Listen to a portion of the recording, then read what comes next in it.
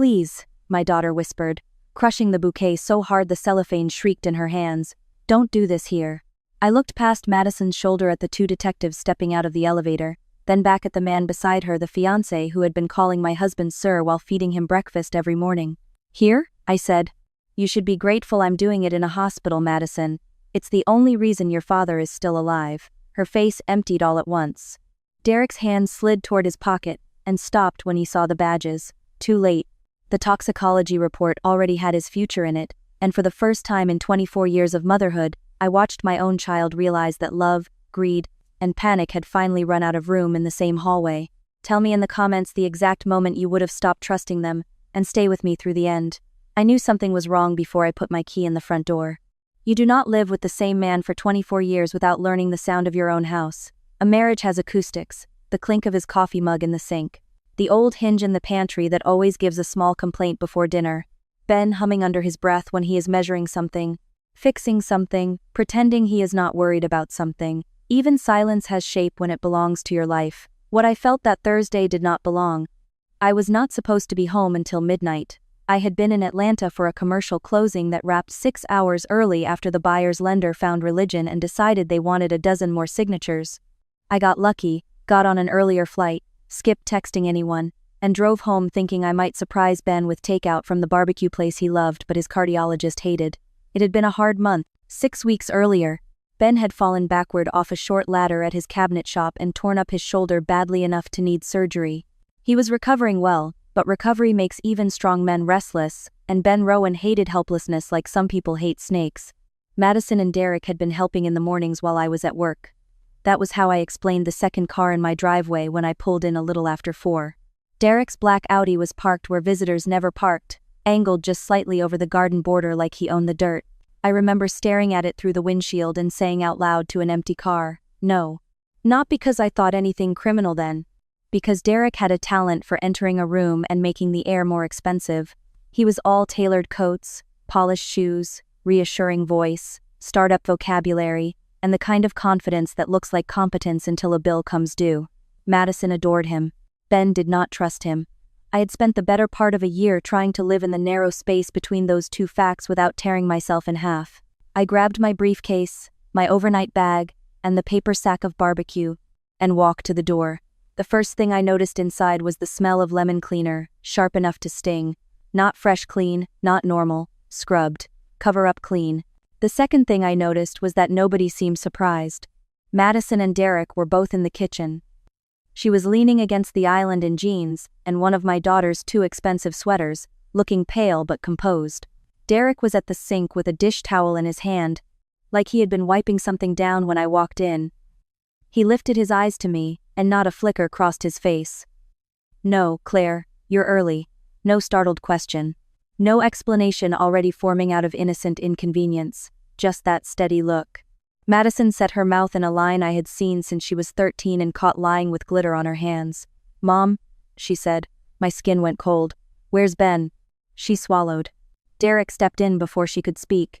He had a bad episode this morning, he said. We took him to Street Catherine's. He's stable. I did not hear anything after Street Catherine's. I dropped the barbecue on the counter. Sauce leaked through the bag. My purse slipped off my shoulder and hit the floor. I remember Derek saying my name like he was calming a client on a conference call, and I remember not responding because suddenly every cell in my body was moving in one direction and it was away from them. I was back in my car in under 10 seconds. My hands shook so hard I missed the ignition the first try. I called Ben twice while reversing too fast out of the driveway. No answer. I called the hospital. I ran the one red light on Fairview and will not pretend to feel guilty about it. On the way, I called the only person I knew who would hear the strain in my voice and tell me the truth instead of trying to comfort me with lies. Rosa Mendoza picked up on the first ring. Rosa had been my best friend since law school and a homicide detective for 18 years before she retired, got bored after 11 months, and started doing private investigative work because apparently some women take up gardening and some develop a second career making terrible people nervous. Claire? Ben's at Street Catherine's, I said. Madison and Derek were at my house. They were both there when I got home. They were too calm. Rosa said nothing for half a second, which with her was the loudest sound in the world. What do you mean too calm? I mean my husband was supposed to be home recovering from surgery, and my daughter told me he had a bad episode like she was reading weather. Derek was cleaning something. Neither of them looked surprised to see me. Drive carefully. I'm not driving carefully. I know. Listen to me anyway. Call me the second you know what happened. I got to the hospital in 12 minutes. It should have taken 22. I parked crooked, left my bag in the passenger seat, and nearly collided with a volunteer in a blue vest trying to steer me toward information. Ben was in progressive care, not ICU, which should have comforted me. It didn't. The nurse at the desk took one look at my face and went for the doctor instead of asking me to wait. Dr. Emily Warren came out still wearing gloves. She was in her 40s, hair pulled back tight. Expression steady in the way good doctors have when they know panic is contagious. You're Claire Rowan? Yes. My husband, Ben Rowan. He's awake intermittently, but confused. His blood work showed severe metabolic disturbance, kidney stress, and toxic exposure markers. We're treating aggressively and monitoring him closely. The hallway narrowed. Toxic exposure? We're still confirming the specific source. Her voice stayed even, but I want to be careful with how I phrase this. What we're seeing doesn't fit a sudden complication from shoulder surgery. It looks cumulative. Cumulative. There are words that arrive with their own gravity. That one hit me so hard I had to grip the counter with both hands. Are you telling me somebody did something to my husband? I'm telling you we need more information very quickly. I went into his room. Ben had always looked too solid to ever seem breakable. He was 6'2", broad through the shoulders even at 56, with hands that made every coffee mug look undersized and a face made gentler only by his eyes. In that hospital bed, he looked scraped down to the frame. His skin had a gray cast under the monitor light. His lips were dry. There was an IV in one arm and a heart monitor tracing a neat betrayal above him while machines breathed calm into a room that felt anything but calm. I took his hand. He opened his eyes halfway, found me, and frowned like he was confused by the fact of me. Thought you were in Atlanta, he murmured. I was. I leaned in. I'm here now. He tried to say something else. I caught only 2 words. Don't drink. I bent closer. What, Ben? But he had already slid back under the medication. I stood there with his hand in mine and felt something in me shift from fear to focus so cleanly it frightened me. Fear shakes. Focus sharpens. Focus remembers details. When I walked back out to the corridor, Madison and Derek were there. Of course they were. Madison stood up first, too fast. Derek remained seated for half a second longer, which told me he was calculating posture. The flowers in her hands were white lilies. Ben hated lilies. Said they smelled like funeral homes and fake sympathy. My daughter knew that. She had known it since high school. Mom, she said, how is he? I looked at the flowers first, then at her face. He's alive. Derek stepped forward with a sympathetic crease between his brows. We were terrified. He just started shaking after breakfast and got dizzy. I drove him here myself. Did you? I said. His expression did not move. Of course. I nodded once and walked past them to the end of the hall, where the vending machines hummed under fluorescent light. I set my briefcase on the floor, opened my banking app, and began locking every account either of them could touch. The personal line of credit Ben had once let Madison access for emergencies, locked. The small business card Derek used for vendor runs at the shop after he convinced Madison he could help modernize operations, suspended. The shared wedding deposit account Madison insisted on keeping linked to my name for convenience, frozen. It took 3 minutes and 27 seconds. Madison's phone buzzed first, then Derek's. I watched both of them from the corner of my eye. She checked her screen and went white around the mouth. Derek did not look at his phone immediately, which I suspect was deliberate, but when he did his jaw tighten so subtly most people would have missed it. I did not. Now we were no longer standing in a hallway with plausible explanations. Now we were having a real conversation without speaking. Rosa arrived 20 minutes later wearing jeans, boots, and the expression she saves for people who have mistaken charm for immunity. She hugged me once, brief and fierce, then glanced toward Madison and Derek at the far end of the waiting area. Tell me everything from the top, she said. I told her about the early flight, the car in the driveway, the smell of lemon cleaner, the towel in Derek's hand, the fact that neither of them had looked surprised. I told her what the doctor said. I told her Ben's words. Don't drink. Rosa listened without interrupting. When I finished, she said, Who has been alone with him? Every weekday morning for the last month. I hated how quickly the answer came. Madison at first. Then Derek started joining because he said he was handling some remote consulting work from the house anyway. Food? Medication? Drinks? All of it. They were bringing him protein shakes because he said coffee was upsetting his stomach. Rosa's eyes hardened. Did either of them push the shakes? I thought back, and memory rearranged itself with cruelty. Madison in my kitchen, laughing too brightly, saying Dad finally found one he likes. Derek carrying in grocery bags with almond milk, frozen fruit, imported powder packets that cost too much and sounded too healthy. Ben complaining twice in the past 3 weeks that everything tasted metallic and then shrugging it off when I suggested the pain pills were messing with him. Yes, I thought. They had. I need into your house, Rosa said. I blinked. You think? I think if somebody cleaned your kitchen before you got home, they cleaned for a reason. I wanted to say no. I wanted 1 more hour of being a mother before becoming a witness against my own child. But the luxury of delay had left the building. Take my keys. While Rosa went to my house, I stayed with Ben. Around 9, he woke properly for the first time. His eyes found mine and held. He was still groggy, but the confusion had receded enough for thought to show through. Claire. Right here. He looked toward the door, then back at me, and his hand twitched against mine. Don't let them bring me anything. The words came clearer now. I felt my throat close. Who? His face changed before he answered. The saddest thing about betrayal is how often love recognizes it before language does. Ben had the look of a man who hated the truth even while he was handing it to me. Madison, he whispered. Then after a beat that hurt more than any shout ever could, and him. I bent over, pressed my forehead to his knuckles for 1 private second. And when I straightened up I had my voice back. You rest, I'll handle everything. His eyes closed again, but his fingers tightened once around mine as if he believed me. He should have. I had never been more serious in my life. Rosa called from my kitchen at 9:48. I need you to breathe before I tell you this. Just tell me. The counter by the sink smells like bleach under the lemon cleaner. Somebody scrubbed hard. Trash is half empty, but not normal empty bag was changed recently. I found 3 supplement packets in the outside bin under wet paper towels. Unopened ones in the pantry don't match the lot codes. I stared at the dark hospital window beside me. Meaning? Meaning the packets they were giving him may not be the same as the ones they left behind. I sat down. There's more, Rosa said. The blender pitcher has faint residue even after being washed. I bagged it. Also, your mudroom camera caught Derek arriving at 7:12 this morning carrying a small black case. He leaves without it when the ambulance comes. Ben and I had installed the camera after a string of package thefts last Christmas. I had completely forgotten it covered the side entry. Can you get the footage? I already did. There was a pause. Claire, Rosa said more quietly. I know she's your daughter. I closed my eyes. Madison at 5, asleep in the back seat with French fries in her lap. Madison at 12, leaning into Ben's side while he helped her study for a history test. Madison at 26, hand on Derek's arm, telling us we did not understand ambition in the modern economy. Yes, I said, she is. Then I'm going to say this gently. Start thinking like a lawyer, not a mother.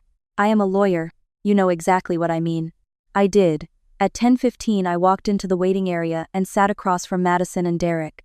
There was a television overhead running a cooking competition with the sound off. A woman at the far end of the room was crying into a tissue. Somewhere behind us, a machine dispensed ice. The world keeps doing ordinary things even when your life has climbed onto a ledge. Madison looked first at my face, then at my hands, maybe expecting tremor, maybe hoping for uncertainty. She found neither. What exactly did you give him this morning? I asked. Derek answered first. Claire, I really don't think... I cut across him without looking. I wasn't speaking to you. Madison blinked rapidly. A smoothie, his vitamins. Toast he barely touched. Which vitamins? The ones by the coffee maker. Name them. She opened her mouth and nothing came out. Derek leaned forward. He's been taking a recovery stack for weeks. Electrolytes, protein, mineral blend. We've all been using the same brand. All? I repeated. Then you won't mind if the hospital tests what's in the packets. The pulse at his jaw jumped. Madison looked at him. That look told me more than anything either of them had said all day. Not surprise, not confusion, coordination. I stood up. You're going home now, I said. Mom. No, you've said enough for one day. Derek rose too, smoothing the front of his coat like he was about to salvage a negotiation. We're here because we care about Ben. I turned to him then, fully. You will never call him Ben to my face again. The waiting room went so quiet, even the television seemed embarrassed. They left. The second they were out of sight, I leaned both palms against the wall and breathed through a wave of fury so hot it made my vision pulse. Rosa was right. Rage is useful only if it stays on a leash. I went downstairs to the cafeteria, bought the worst coffee I had ever tasted, and started digging. Ben handled the craft. I handled the paper. That had always been our division of labor. He could build a kitchen from raw lumber. I could smell a lie in an operating agreement from 3 pages away. By midnight, I had pulled 6 months of statements from the company account, the household account, and the wedding account Madison kept claiming was temporary. Small transfers surfaced first. $800 here. $1,200 there. Vendor reimbursements that never matched invoices. Consulting fees to a shell LLC called Blue Atlas Strategy, Derek's company. Add them up and the number stopped whispering. $38,460. That was enough to make my stomach go hollow.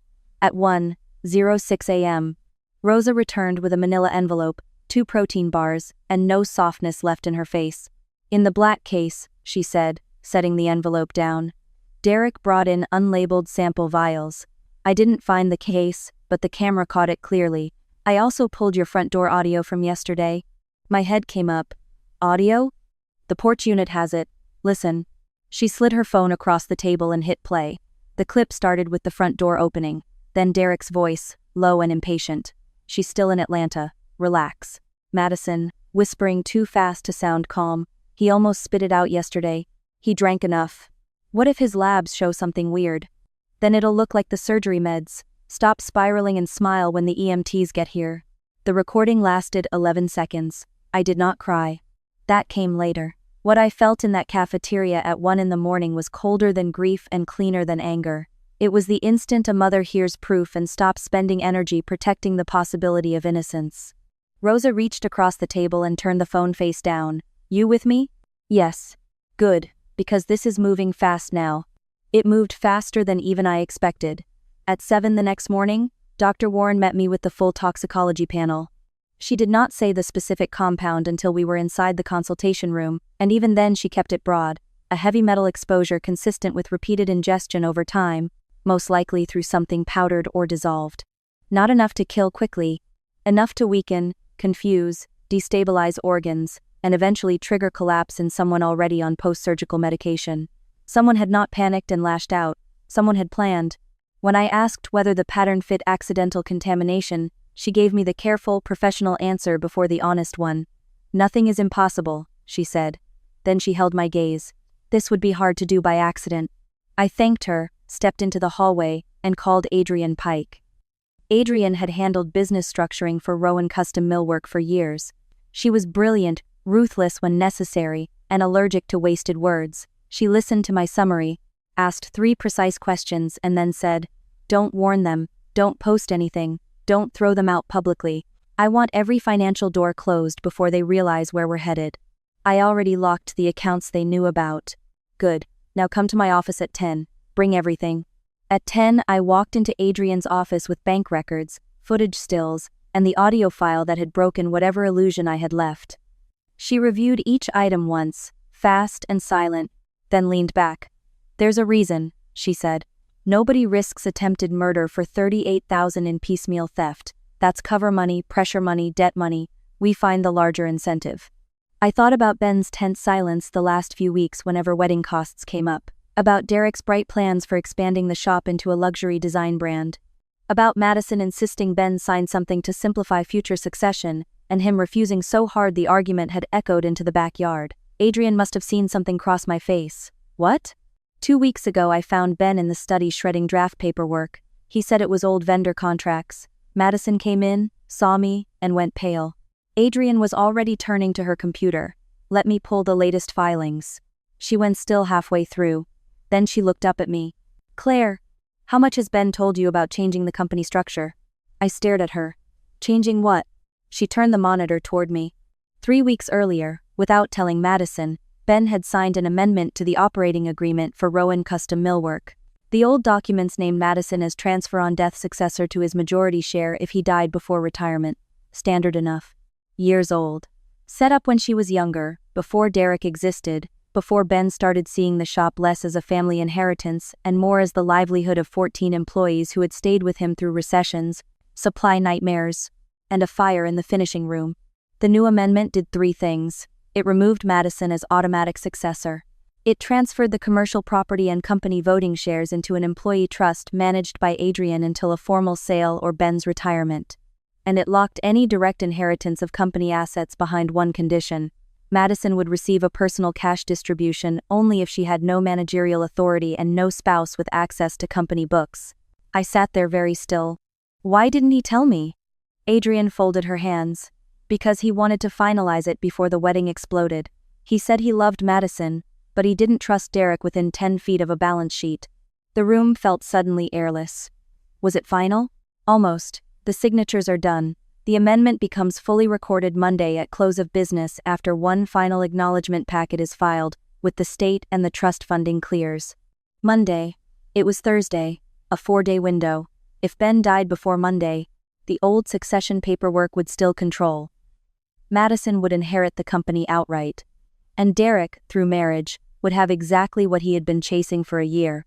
I laughed once, a dry, broken sound that did not belong to humor. Adrian did not interrupt. She knew, I said. She may have. No, she knew. She must have seen the draft. Adrian nodded once. Then they may have felt the clock. Rosa met us there a half-hour later with another gift from reality. Derek was in deeper financial trouble than anyone had guessed. His consulting firm was a legal costume on a collapsing man.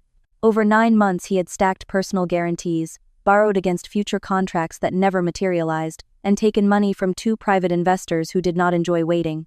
A civil complaint was being prepared in Mecklenburg County. There was also a gambling trail, not casino glamour gambling, just relentless online sports betting through payment apps, the kind that empties people quietly until everything in the room starts looking convertible. How bad? I asked. Rosa slid a folder toward me. Bad enough that he was due for a payoff in 10 days or risk getting sued into ash. Madison had not grown up around fear. Ben and I had built her a soft landing, then another one, then another.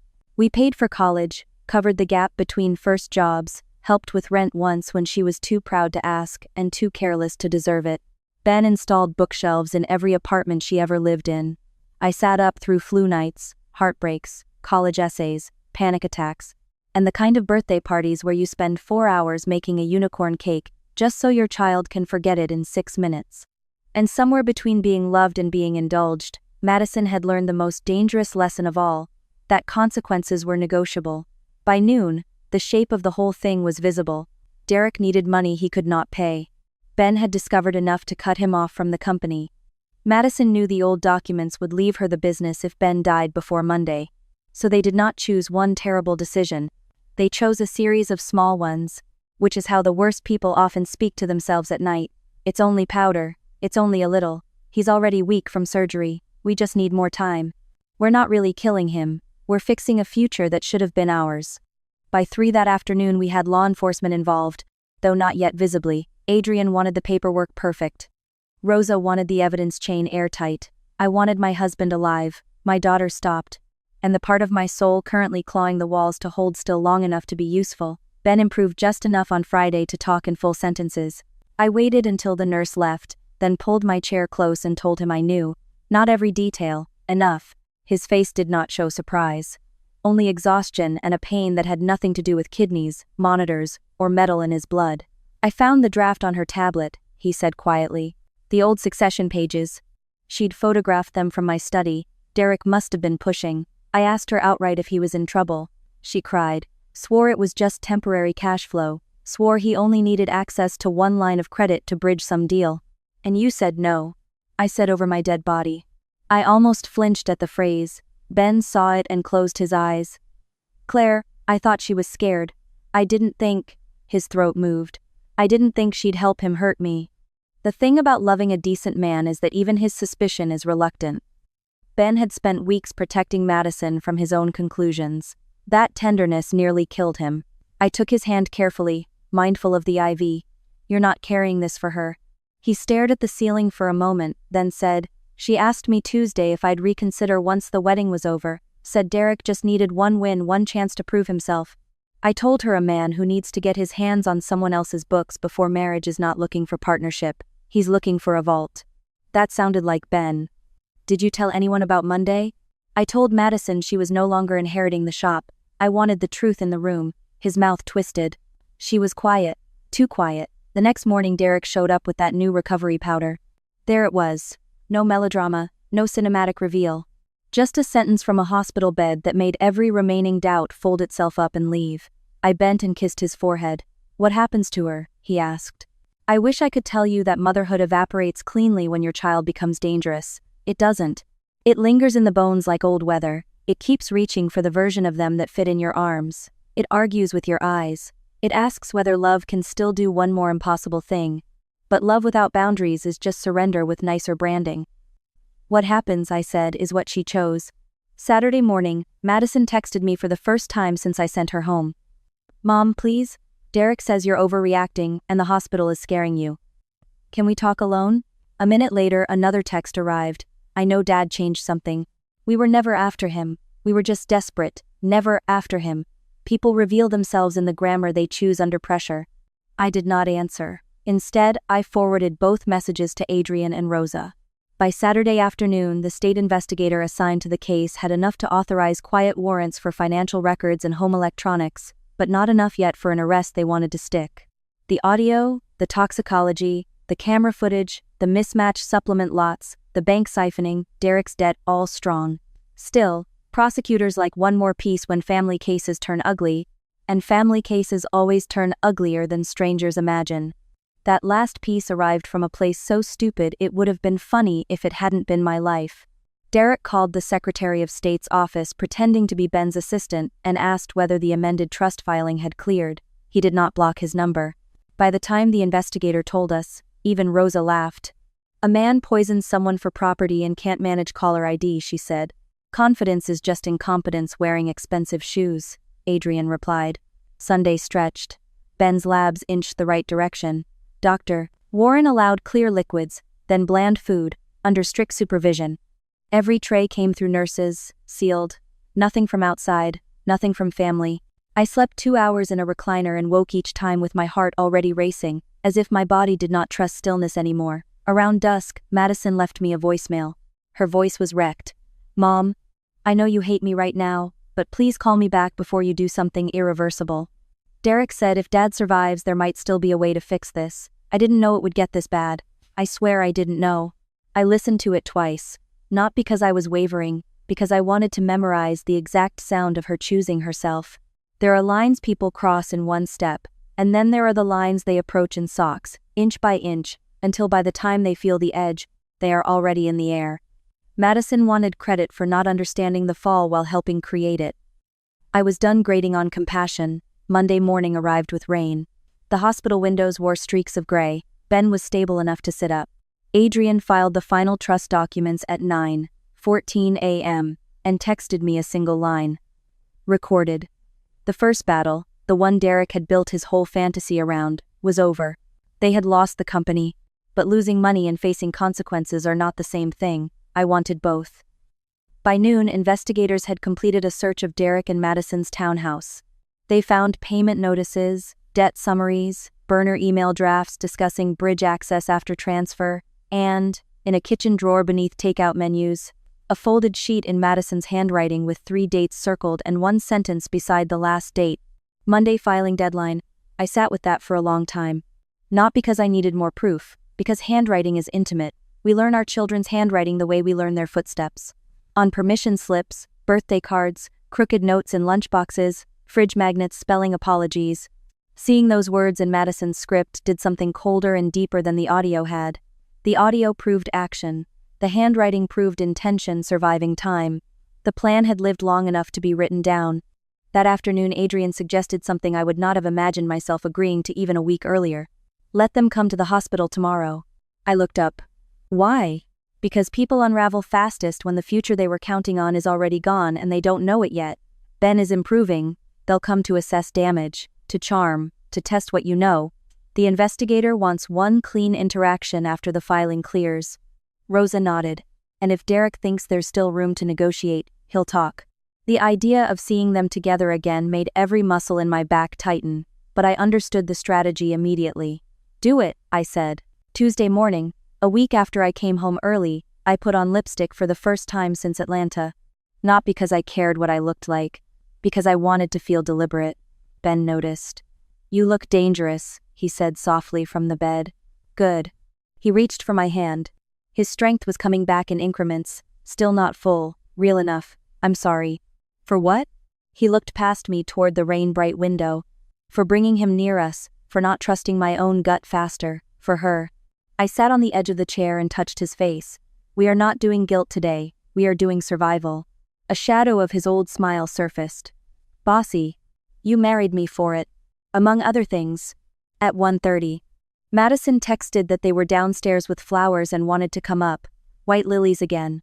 Some people never know when they are auditioning for their own indictment. I told the nurse we were ready. Then I stepped into the hallway. This brings me back to the moment I opened with, because some scenes deserve a second look once you know what they cost to reach. Madison came off the elevator first, bouquet in both hands, face carefully composed into wounded daughter. Derek followed in a navy coat, solemn expression, shoulders set like a man entering a board meeting he expected to salvage. They saw me and slowed. Even then, even after the texts and the voicemail and the bank trail, Madison still tried the same voice. Mom. Not Mom, I'm sorry. Not Mom, I was wrong. Just Mom, as if the word itself were still a key.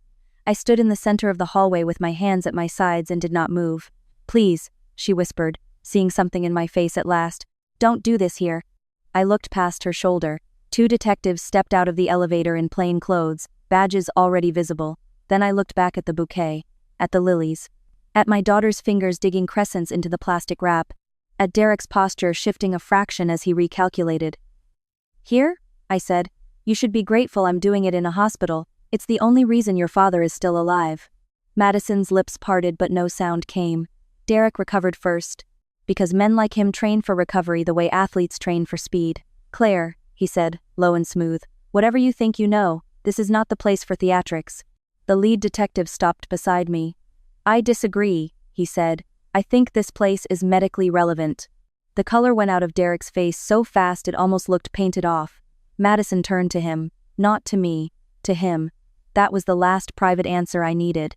They were interviewed separately that afternoon. Derek asked for a lawyer within 7 minutes. Madison lasted longer because she still believed tears could rearrange structure. She admitted to financial pressure.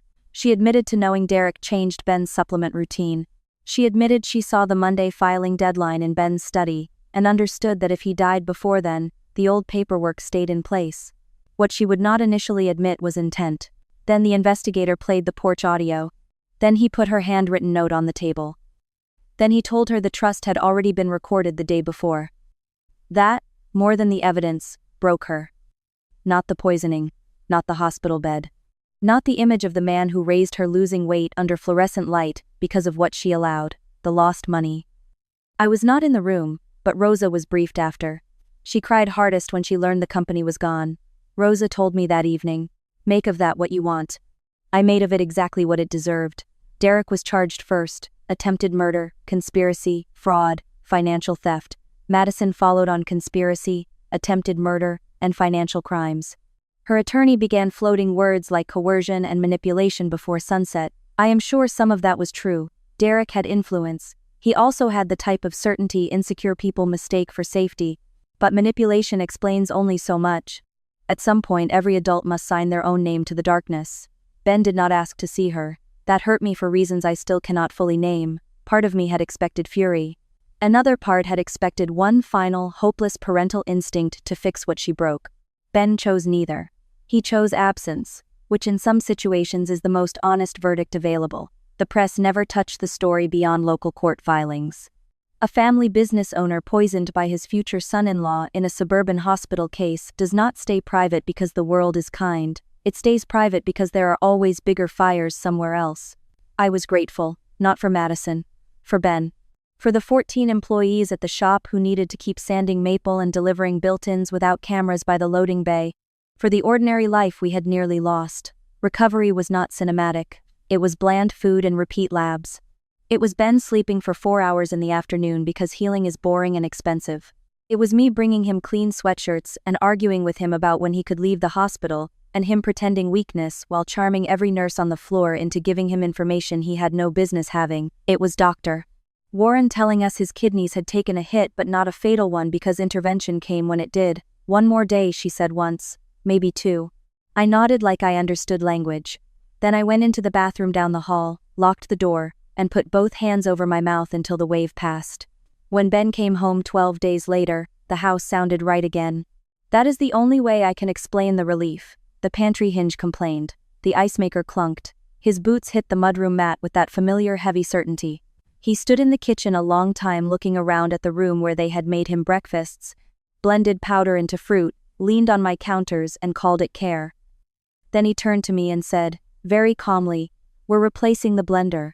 I laughed for the first time without effort. "Already ordered one." "Good." Then his gaze shifted to the cabinet by the coffee maker. "And those jars?" "I threw them out." "Good." He moved more slowly than before, but he moved. That was enough. The legal process took months, as legal processes do when they insist on being thorough instead of satisfying. I attended every major hearing. Ben attended only the ones that mattered most. Madison appeared smaller each time, but not smaller in the way grief makes people humble. Smaller in the way shrinking options make people practical. At her plea hearing, she looked at me once across the courtroom.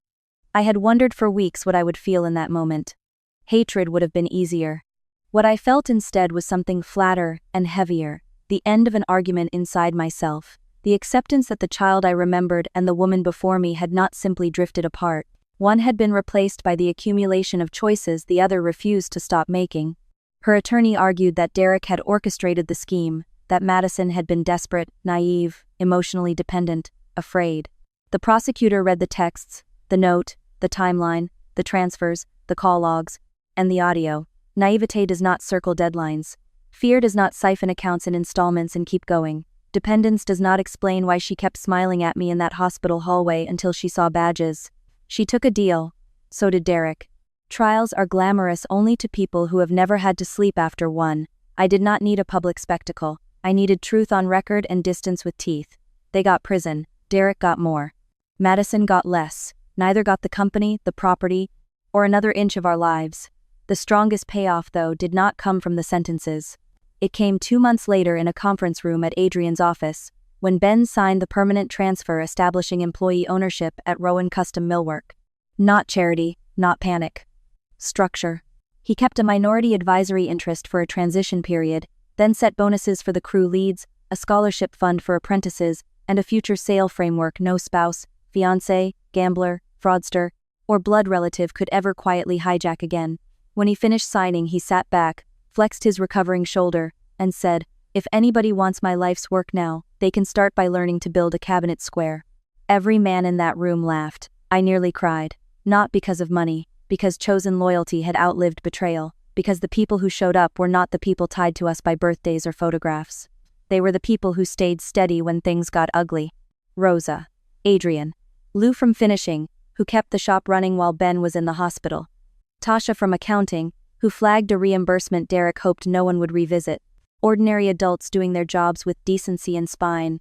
That, more than any verdict, restored my faith in the architecture of a life. Madison wrote me 3 times from county lockup before sentencing. The first letter said, "She loved me." The second said Derek had lied to her more than I knew. The third said one sentence, "I have replayed too often. I never thought you would choose him over me." I did not answer any of them, because the sentence itself revealed the disease. Ben was not some man I picked over my daughter. He was the victim she helped target. The person who tucked her in when fevers broke at 3 a.m. The man who sat through dance recitals, paid tuition, replaced alternators, made pancakes on birthdays, built her first adult dining table with his own hands, because she said IKEA furniture felt temporary. If she could still frame the story as competition, then she had learned nothing at all. People like neat morals at the end of ugly stories. I understand why. It helps to think disaster arrives to instruct us. Most of the time it doesn't. It arrives because someone feels entitled, cornered, humiliated, jealous, hungry, or bored, and decides another person's body or peace is an acceptable bridge back to comfort. The lesson, if there is one, lives elsewhere. Watch what people do around access. Watch what changes when money enters a room. Watch who grows calmer instead of scared when something terrible happens. And when your gut wakes you up, do not put it back to sleep just because the face across from you is familiar. Ben got stronger. That took months too. His appetite came back first. Then the color in his face. Then the impatience. which I considered a medical milestone. By October he was walking the shop floor again, slower but stubborn. By November he was arguing with suppliers. By December he was telling the new apprentice not to use walnut on a piece that wanted maple unless you're trying to make the furniture apologize. One night that winter we sat alone in the kitchen after dinner, the good blender whirring through soup because apparently now we own a blender with security trauma attached. Rain tapped the windows. The house felt warm and ordinary. Ben reached for my hand across the table. "You know what I keep thinking?" he said. "What?" "If your flight had landed on time, I'd have had one more breakfast." I looked at him. He looked back. No melodrama, no trembling voice, just fact. There are truths that will split your life cleanly into before and after, without making any noise when they land. That was one of them. I got up, walked around the table, and sat in his lap despite his shoulder protest. He laughed and then winced and then laughed again. "Careful," he said. "No." He rested his forehead against mine. For a long time we stayed like that. Two people who had nearly been edited out of each other's lives by greed and timing, sitting in the kitchen that had become both crime scene and home again. Later, when I finally went upstairs, I passed the hall table where a framed photo of Madison used to stand. I had removed it weeks earlier. Not in anger, in accuracy. Grief needs honest walls. Spring came, the appeal chatter started and fizzled. Derek's investors surfaced in civil court. Madison's wedding never happened, which was the first event in that entire year I did not have to finance. Ben sold off Derek's half-baked brand expansion prototypes for scrap and donated the money to the apprenticeship fund, which felt exactly mean enough to be therapeutic. Rosa still drops by without warning, and rifles through my refrigerator like retirement turned her feral. Adrian still bills in 6-minute increments and deserves every cent. Dr. Warren still sends the occasional follow-up note through Ben's portal with more exclamation points than I would have expected from a woman who once told me my husband had been poisoned with a face carved out of professionalism. Life did not return to what it was, thank God. What it was had blind spots. What it is now has locks where locks belong, cameras where cameras help, paperwork where paperwork protects, and a much lower tolerance for pretty men with debt and vision boards. As for Madison, people sometimes ask carefully, awkwardly, as if they are handling a box-marked glass, whether I miss her. I miss the child I believed I was raising. I miss the teenager who painted her room navy and cried when Ben surprised her with a window seat. I miss the college freshman who called me from a parking lot because she had locked her keys in the car and still assumed I could fix the universe. I do not miss the woman who stood in a hospital hallway with lilies for a man she had nearly buried and hoped my confusion would buy her time. Those are not the same person anymore. Pretending they are would only make room for another lie. The ending people want from stories like this is usually revenge. Clean, hot, satisfying revenge. I understand the appetite, I do. But revenge was not the best part. The best part was walking back into that hospital room, after the detectives took them downstairs and finding Ben awake, waiting for me. He studied my face for 1 second and knew. "It's done?" he asked. "Yes." He exhaled, long and slow, and turned his head toward the window where the afternoon light had finally broken through the rain. Then he looked back at me and said the most Ben thing he could possibly have said after surviving a murder attempt. "Good, because this food is terrible, and if I live through this, you're taking me for a steak." I laughed so hard a nurse came in to check whether one of us had lost our mind. Maybe we had. Maybe surviving the truth always looks a little unstable from outside. He got the steak, by the way. Medium rare, though Dr. Warren made him wait 2 more weeks. We ate it on a Friday night at the old place near South End where the booths are too small and the lighting forgives everyone. Ben cut into the first bite, chewed once, and closed his eyes like a man briefly forgiving the world. I watched him, this stubborn, decent, difficult, beloved man, and thought with sudden clarity, this is the payoff, not court, not sentencing. Not the look on Derek's face when the trust recording date made his whole scheme worthless. This. A man still here. A table for 2. An ordinary dinner nobody gets to steal. So when I think back now to that Thursday, to the black Audi in my driveway, and the lemon cleaner sting in my kitchen and my daughter's voice telling me not to do this here, I do not think first about betrayal. I think about timing. About instinct. About the fact that sometimes the difference between a funeral and a future is one early flight, one wrong smell, one detail your body notices before your mind is ready. I came home early. They thought they had more time. They were wrong. If this story pulled you in, tell me what moment hit you hardest, and stay close, there are more stories waiting.